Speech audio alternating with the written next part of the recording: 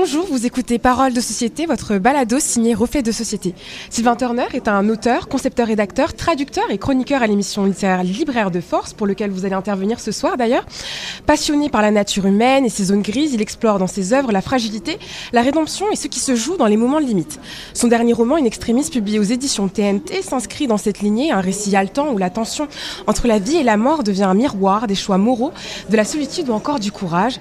Aujourd'hui, à l'occasion du Salon du Livre, nous avons le plaisir de vous accueillir, Sylvain, pour parler de votre roman, mais aussi de votre démarche d'auteur et de ce qui vous pousse à écrire sur ces instants où tout peut basculer. Bonjour Sylvain. Bonjour. Merci infiniment d'avoir accepté l'invitation. Merci de m'avoir accueilli si chaleureusement. Avec plaisir. Alors Sylvain, qu'est-ce qui vous a inspiré l'écriture de votre dernier ouvrage ? Est-ce que c'était une idée, une image ou un événement réel qui vous a poussé à écrire cette histoire où tout se joue sur le fil ? In Extremis est un recueil de poésie en prose où j'ai utilisé un peu la figure de l'enfant comme Lewis Carroll utilisait la figure du lapin blanc dans Alice au Pays des Merveilles pour amener les lectrices, les lecteurs dans l'univers poétique, l'univers de tous les possibles. Donc, c'est une poésie résolument narrative, le récit d'une guerre intime à laquelle le poète se livre dans des territoires assiégés par des personnages d'extrême déroute, où le langage puise sa lumière dans les angles les plus sombres souvent. C'est aussi une poésie qui s'inspire, je dirais, de mes principaux prédécesseurs, mes ascendants littéraires.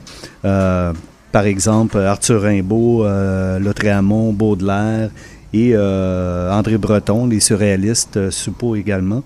Et plus près d'ici, les Denis Vanier, José Yvon, Paul-Marie Lapointe, Lucien Francoeur et Roland Giguère. Le titre In Extremis évoque un peu cette idée d'urgence, de limite, de point de non-retour. Quelle signification personnelle ou symbolique peut-être vous lui accordez à ce titre ? Ben, c'est la même chose. Je lui accorde tout ça, y compris peut-être l'aspect de la présence de la mort. Affronter la mort, mener sa vie tout en ayant conscience de la fin inéluctable. Est-ce que vous avez peur de mourir ? Moi, j'ai pas peur du tout. Pourquoi ? Bon, parce que je mène une bonne vie et ce ne serait que la suite, en espérant qu'il y ait autre chose après. S'il n'y a rien, bon, on aura profité de ce côté-ci des choses. C'est une belle philosophie, j'imagine. Ouais. Vos personnages semblent souvent confrontés à des choix impossibles, à des dilemmes moraux très intenses. Qu'est-ce qui vous attire dans ces zones de tension entre le bien et le mal, le courage et la peur ? Est-ce que ça vous excite ? Ben, c'est surtout la réaction de l'être humain dans des situations extrêmes qui me fascinent. Et l'âme humaine dans toute sa splendeur et toute sa basesse aussi. Donc, c'est d'explorer ces zones d'ombre-là qui m'intéressent. Dans ce roman, la mort rôde, vous l'avez dit à plusieurs reprises, et d'ailleurs vous n'en avez pas peur, mais il y a aussi une forme de lumière, de rédemption, dont on a aussi eu l'occasion d'en parler. Est-ce que vous pourriez dire que vous écrivez sur un fond de survie ? Est-ce que vous sentez que quelque chose approche, quelque chose de gravissime chez vous ?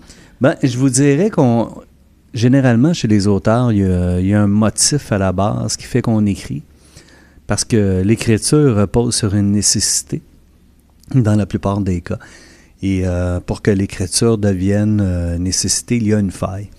Et dans mon cas, selon moi, la faille repose sur le décès de mon père quand j'étais bébé pratiquement. Et à défaut d'avoir mon père, j'ai écrit une autre histoire. Donc, j'ai appris à écrire des histoires, à m'inventer des histoires.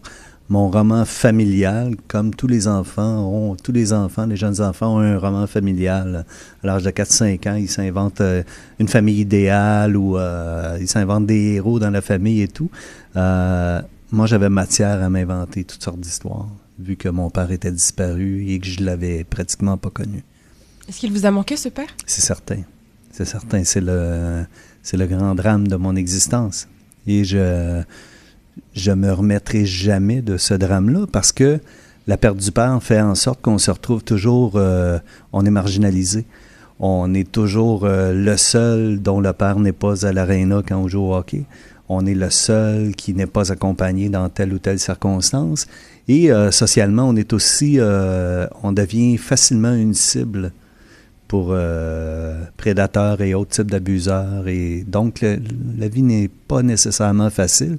Et la perte du père, donc, on devient... la perte du père implique une famille brisée, donc une mère monoparentale et son enfant, on se retrouve dans un système économiquement moins favorable, disons. C'est plus difficile. Les fins de mois arrivent plus vite. Est-ce qu'on peut dire que l'écriture vous a sauvé la vie, quelque part? Peut-être pas sauver la vie, mais donner un sens certainement à la vie. Et l'écriture, pour moi, c'est aussi ce qui entoure, ce qui déborde l'écriture, c'est-à-dire les belles rencontres que l'écriture me permet de faire. Entre autres, on parlait tout à l'heure en ouverture du Salon de Montréal, du Salon du Livre. Les salons du livre sont des endroits magnifiques pour moi parce que non seulement j'ai l'occasion de revoir des écrivains, des écrivaines avec qui que je lis et qui suivent le même parcours à peu près que moi, qui vivent dans le même écosystème culturel, je dirais. J'ai le plaisir de découvrir des lecteurs, de rencontrer des lecteurs, des lectrices, souvent que je connaissais pas.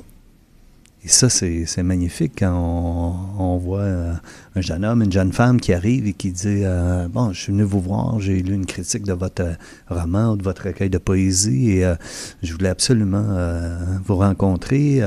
Je veux écrire un jour, pouvez-vous me conseiller? » C'est magnifique. Et je me revois, lors de la dernière édition au Salon du Livre, il y a un jeune homme de 14 ans qui est venu me voir comme ça, accompagné de ses parents. Puis il dit « Moi, je veux écrire.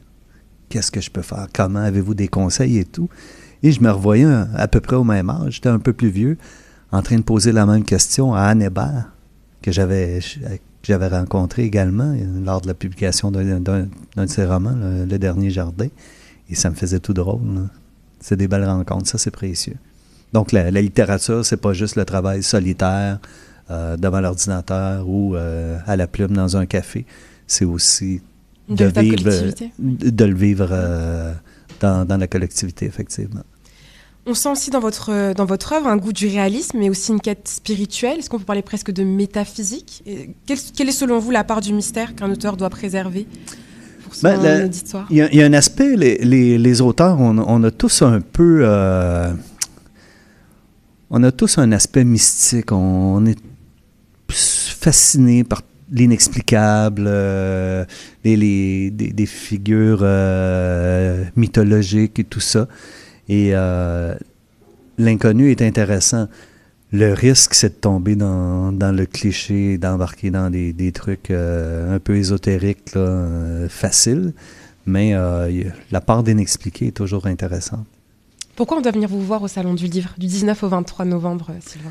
Ben pour faire une belle rencontre, pour avoir de bons échanges, de beaux échanges sur la littérature, sur mes ouvrages, sur mon travail, et pour me transmettre les commentaires de lecture, parce que ça va dans les deux sens. L'auteur est un danseur qui a besoin du compagnon ou de la compagne pour danser. À deux, ça se fait à deux, cet échange-là. Vous venez d'écouter Paroles de Société, un balado original signé Reflet Société. J'étais en conversation avec vous, Sylvain Turner, auteur de In Extremis, que vous pouvez retrouver partout en librairie, et notamment en ligne sur www.editiontnt.com. Un roman intense qui explore les zones de vérité qu'on ne rencontre qu'au bord du gouffre parfois. Merci à vous pour cet échange sensible et lucide. Merci aussi à vous, auditoire, pour votre écoute. On se retrouve très bientôt avec une nouvelle voix, un autre regard sur la société, parce qu'à Reflet de Société, chaque histoire compte, surtout celle qu'on raconte in extremis. À bientôt.